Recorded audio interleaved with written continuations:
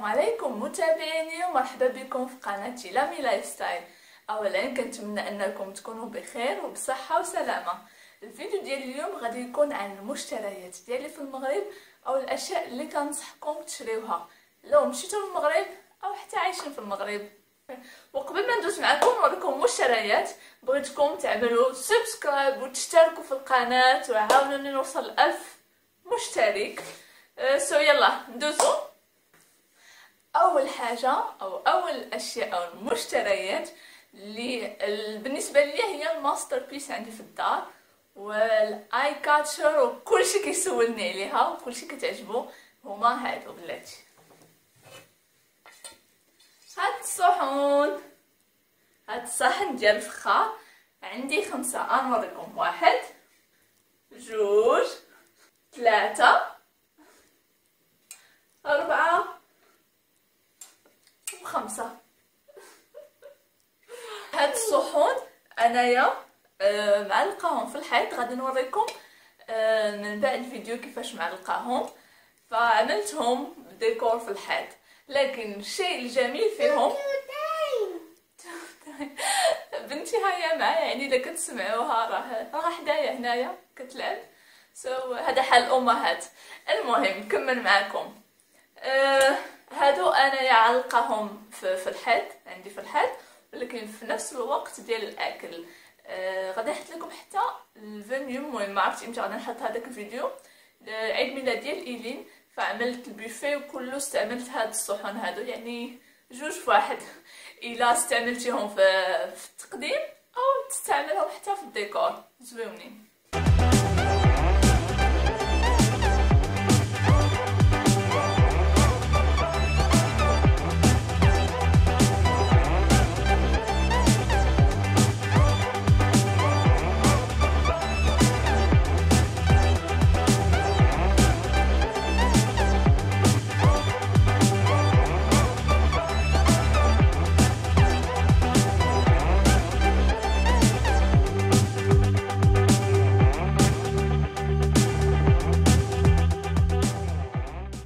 الفخار عندي هاد الطبسيل هذا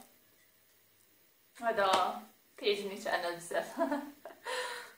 فوالا ديال الديسير ديال الماكله، تحطي فيه شي سلطه ديسير صراحه كنستعملو انا بزاف للديسير الفواكه. عندي هاد الصحن هذا كيف كيجي الشكل ديالو زوين. بعدا هنا راه تهرس ليا وعاود عملت له اللصاق القلوب. هذا الشكل ديالو كيف كيجيو معاه هاد الكيسان، كيكونوا هاد الشكل هكذا، وكيكون معاه ابريق ديالو هكذا. غنوريه لكم حالا. كيف قلت لكم هذا هكا كيكون هذا الصحن هكذا، وكيجي معاه ابريق ديالو. الله كنخاف عليه، عزيز عليا بزاف. ومعاه هاد الكيسان هكذا كيف كيجي الشكل ديالو.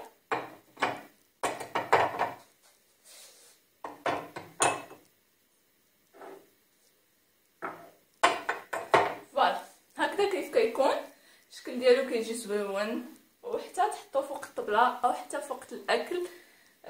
انا غالبا كنستعملو وقت الكسكس، كيعجبني نحط فيه اللبن. نبقى معكم مازال في الفخار، وخديت ميني طاجين. هاد الطواجن الصغار زويونين، هادو غنيين عن التعريف. خديت في الزرق، وعندي في الاسود، وعندي في لون طين تيراكوتا، ما عرفتش هاد اللون قهوي باج تيراكوتا كنظن لون طين، لان عندي سيرفيس ديال الاواني مواعين وطباصل فهاد الالوان، داكشي علاش خديت هادو. وطبيعة الحال اللي ما كيخفاش على الكل هو طاجين مغربي ضروري. اوبلا اوبلا يلا ابو ايتا داكر. فوالا هذا كان بالنسبه الفخار. الا بقيت معكم في الفخار ما غاديش نسالي لان عندي بزاف تاني الاشياء. مهم بغيت نعطيكم غير فكره عن الفخار. الشيء الثاني اللي هنايا غادي تشوفوه معايا هي هذه هديه من الاخت ديالي، مرايه. فوالا هي هذه مرايه ومنقوشه، ما عرفتش شو سميت هذا، تنتذكر الاسم ديالو غادي نكتبها العرعار، يمكن ما بقيتش عاقله الصراحه، الا تفكرت غادي نخلي الاسم ديالها. هذه زوينه كتعجبني بزاف. ونبقى معكم مازال في الاواني. خديت هاد الصينيه، وبالنسبه للاشياء اللي عاوتاني خديتها هذه ديال الزاج، هذه خاصه بالمناديل، هو سيرفيس. هذه ديال المناديل، هذه ديال ملاعق فراشة والشوكة والموس، كنظن كنستعملها صراحة الملاعق الصغار والشوكة. وهذه ديال السكر او حلوى او وات ايفر، اي حاجه بغيتو تحطوها فيها، انا كنستعملها للسكر. فوالا هادشي هو بالنسبه للاواني. واخا عندي بزاف صراحه، ولكن الا بقيت نوريكم كلشي ما غاديش يتسالى لا فيديو. ندوز معكم الالبسه. ما بين نوريكم غير لبسه وحده، لان حتى الالبسه الا خديت غادي نبقى ساعتين او 3. من بين الالبسه التقليديه اللي معروفه بالمغرب هي القفاطين والدراريع والكندورات المغربيه. نوريكم غير مثال، مثلا هذه. فوالا هذا نوع من انواع الالبسه التقليديه اللي تقدروا تلقاوهم في المغرب. وكاين مثلا هذا النوع، وكاين هذا النوع هذا. المهم فيهم الوان، انواع، اشكال، اثمنه مختلفه.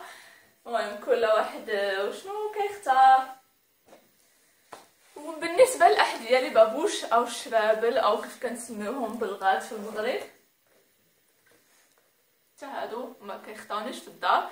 عندي هذا ديال الرجال وهادو ديال النساء. هادو انا عندي بزاف منهم. علاش؟ لانني كنعطيهم للضياف او صحباتي الا جاو عندي يلبسوهم في الدار. كاين تاني هاد النوع تاني ديال الاحذيه. هاد النوع خاص فقط بمنطقه الجنوب. المنطقه راني صورتها لكم في الفيديو اللي قبل من هذا، خاص بالمنطقه ديالي الامازيغ.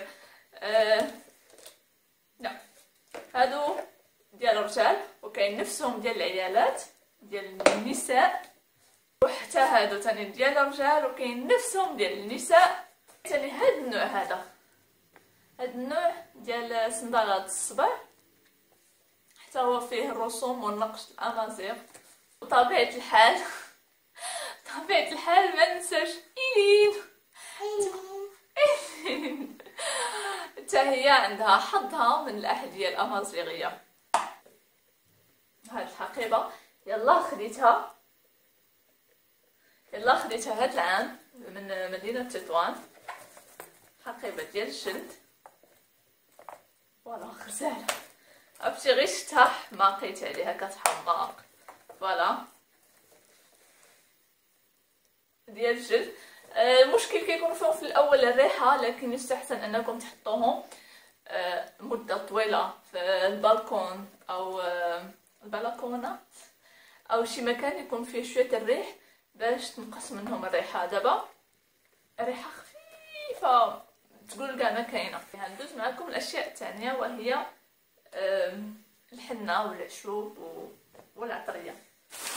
هادشي عندي مازال ما مرتبش، ولكن واخا هكا كنوريه لكم.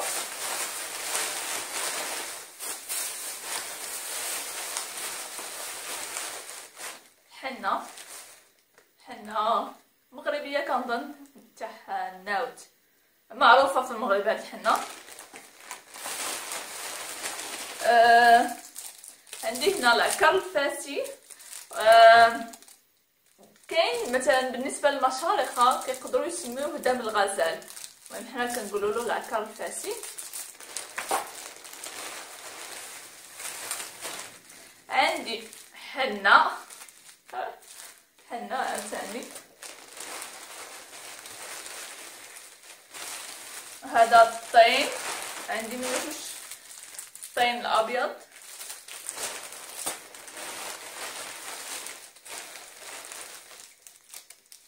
عكر فاسي والطين وحنة مثل الجسم.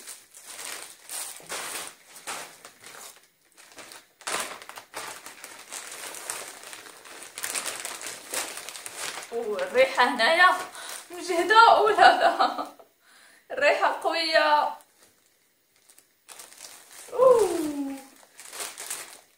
هادشي قرنفل، مسمار كيقولوا له المشارقة، مسمار. عندي مطحون وعندي حبوب قرنفل. هذا سيدر مطحون.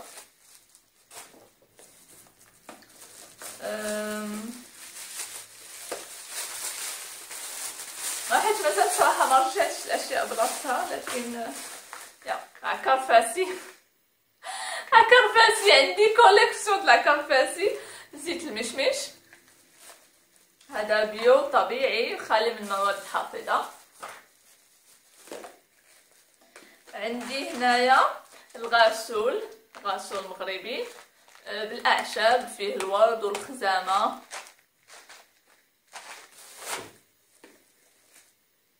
حنة مازال الحنة، لكن انا هذه كنت شريت. علاش شريت هذه عاوتاني بزاف الحنة؟ حيت عندي هي عاوتاني عندي هنايا من محلات مختلفة. هذه كنت شريتها على بالي طريه، لكن من بعد شريت هذه مطحونه جديده، وهذه طريه بزاف، ولكن هذه نخليها شويه من بعد.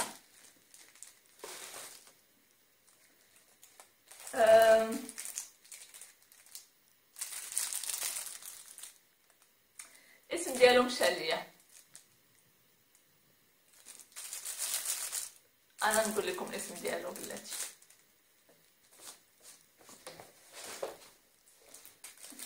وهذه النيله الصحراويه ديال اهل الجنوب، وهذه كركديه. واش كيبان لكم هادشي هكذا ولا لا؟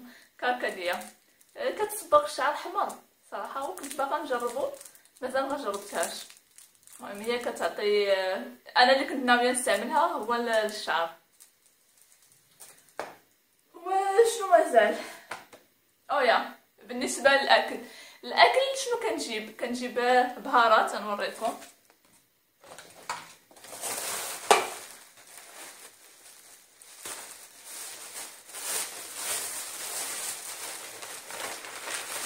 دارسين، قرفة، دارسين قرفة، عواد القرفة، خرقوم، زنجبيل، كمون، الجوزة، الجوز طيب اسمها، هذه شنو؟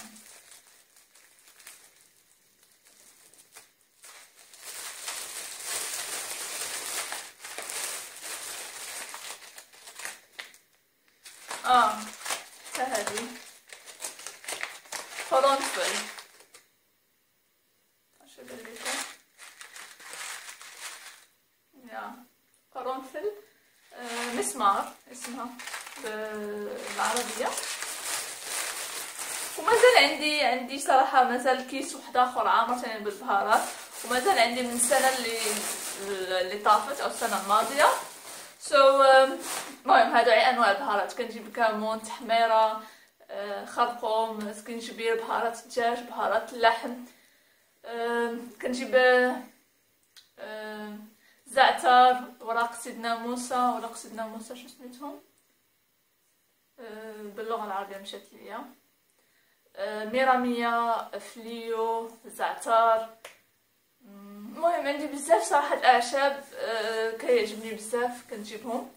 وحتى عندي عاوتاني الورد البلدي او ورد الجوري. هذا الورد الجوري تيقولوا له باللغه العربيه، عندنا في المغرب تنسميوه ورد البلدي. الريحه الريحه خيال، حتى هو كيعجبني كناخذو. وطبيعه الحال بلاتي شنو مازال عندي؟ يا مشماش مجفف، برقوق مجفف، شنو مازال؟ جنجلان، سمسم، وهذا الزعفران، الزعفران الحر. المهم هذا سالا ليا تا هو كناخذو في المغرب. المهم هنا عندي رساله لماما الزعفران الزعفران سالا، فهمتيني شنو بغيت نقول حتى هو الله ريحته. ثاني من الاشياء اللي كناخذ بالنسبه للحلويات مايزينا، كريم باتيسير، بودر ما عرفتش بالعربيه كريم باتيسير، كاسترد. المهم كاسترد، كريمه كاسترد هي هذه حتى كتعجبني كناخذها من المغرب. وعندي عاوتاني خديت هادو ديال الحلوى، هذه على شكل خميسه، ما عرفتش يبان لكم شي حاجه، وهذه على شكل طاجين. المهم نتمنى يبان لكم، ما عرفتش الا بان هكذا ما شي حاجه كثيره. المهم هادو ديال الشكلاط، وخديت معاهم هاد الطوابع ديالهم، الطوابع ديال الصابلي، الحلوى صابلي، هذه كتقطع بها الحلوى صابلي، وهذه من بعد كتذوب فيها الشكلاط وكتحط شوكولا على الحلوى ديال الصابلي. غادي نخلي لكم الصور وتفهموا بالضبط شنو كنقصد.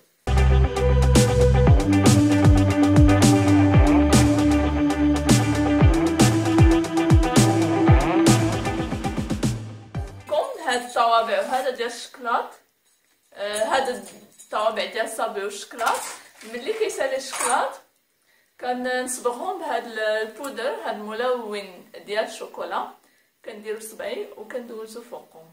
كاين عندي الوان، عندي هذا وعندي في الصفر، كاين في الفضي، كاين كنظن شي كاين، ولا كاين مزال الوان واحده اخرى صراحه ما عرفتش. انا هادو اللي عندي، وكيف قلت لكم غادي نحط لكم الصوره. وعندي هاد الطوابع ديال الحلوى. ونبقى معكم مثلا في الحلوى. شنو عندي هنا؟ تاكم ميست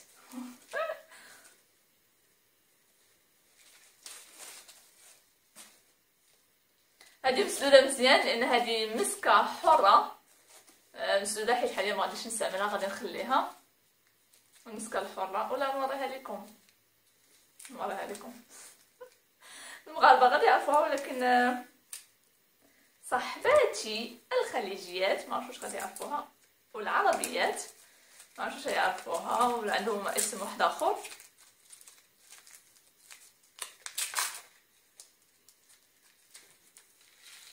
هذا الشكل ديالها، ماشي اللبان لان خديت عاوتاني اللبان الدكار خديته، وهذه مسكه حره كنستعملوها في المطبخ. وهادو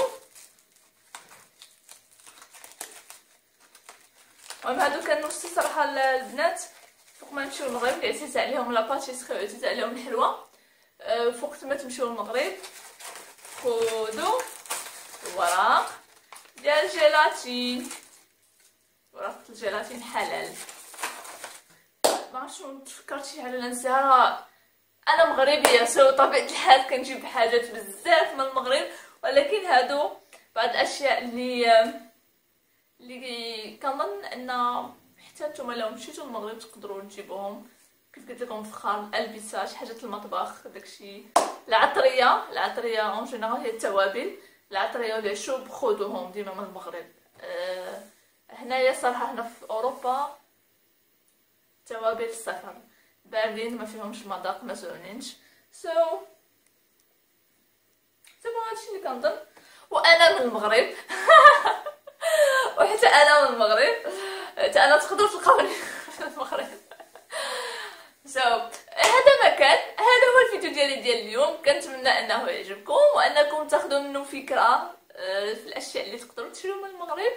ومازال كاين بزاف ديال الاشياء اللي غادي تلقاوهم في المغرب وكتلقاوهم حتى في البلدان العربيه بيان سور، ولكن يعني كاين شي حاجه خاصه في المغرب بزاف. وغادي تلقاو ما شاء الله فيديوهات واحد اخرين ديال يوتيوبرز واحد اخرين اللي عاملين فيديوهات ديال المشتريات في المغرب، غادي تلقاوهم شوفوهم خذوا منهم افكار. وهذا ما كان هذه هي الفيديو ديال اليوم. شكرا على المشاهده ديالكم، لكن ما تنساوش لايك كومنت وسبسكرايب وعاونوني باش يوصل هذا الفيديو اعلى المشاهده، مستويات عاليه من المشاهده. شكرا بزاف وباي.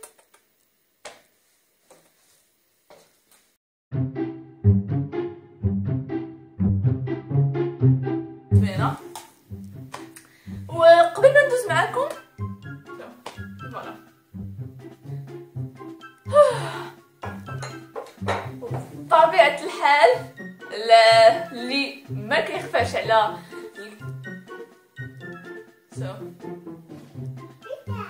هي ابل ايتر يا خد و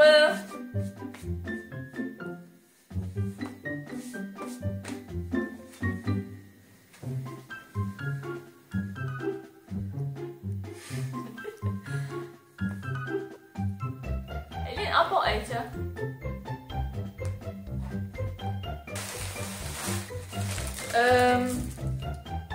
شو سميتها؟ ميرا، ماشي ميرا ميا، مشات لي السميه، الا تفكرتها غادي نكتب الاسم ديالو. المهم العقار الفاتي عاوتاني.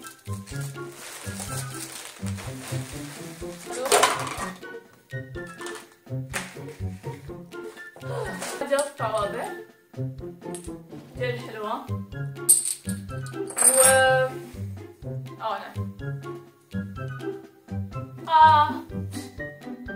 هاي لا لا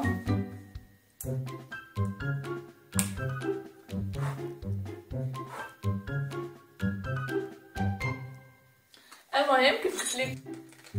وخديت زعفران حور، ما عرفتش فين محطوط حاليا. هزيت واحد الصباح دابا خبر. المهم هادي مسكه حره. فشوف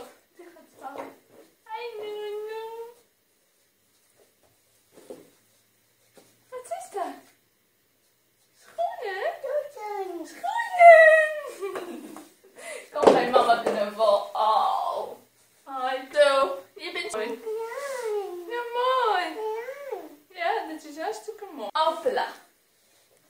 Yalla. Allez. Benjamin.